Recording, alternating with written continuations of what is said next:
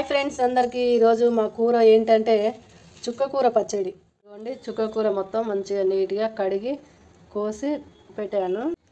ఇదిగోండి చుక్కకూర మాత్రం ఉడకబెడుతున్నా. ఫ్లేవర్ కోసం అయితే నేను కొద్దిగా వేస్తున్నా. మంచిగా ఉడకబెట్టుకుందాం.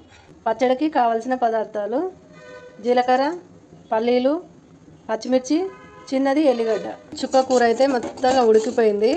ఇప్పుడు పల్లీలు పచ్చిమిర్చి వేయించుకుందాం. ఇదిగోండి పల్లీలు వేయించుకోవాలి. పల్లీలు ఇలా దోరగా వేయించుకోవాలి.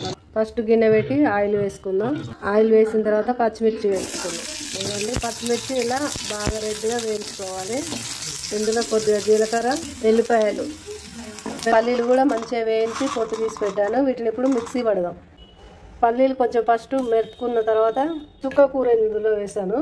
చుక్కకూర వేసానుగా ఇప్పుడు దీన్ని మిక్సీ పట్టుకుందాం. మళ్ళీ పచ్చడి తాలింపు పెట్టేసుకున్నాను.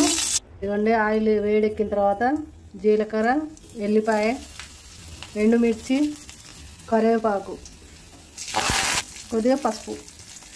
ఇదిగో పోపు రెడీ అయిందిగా. ఇందులో పచ్చడి వేసుకున్నాం. ఇప్పుడు అంతా ఇందులో వేసి కలుపుకున్నాం.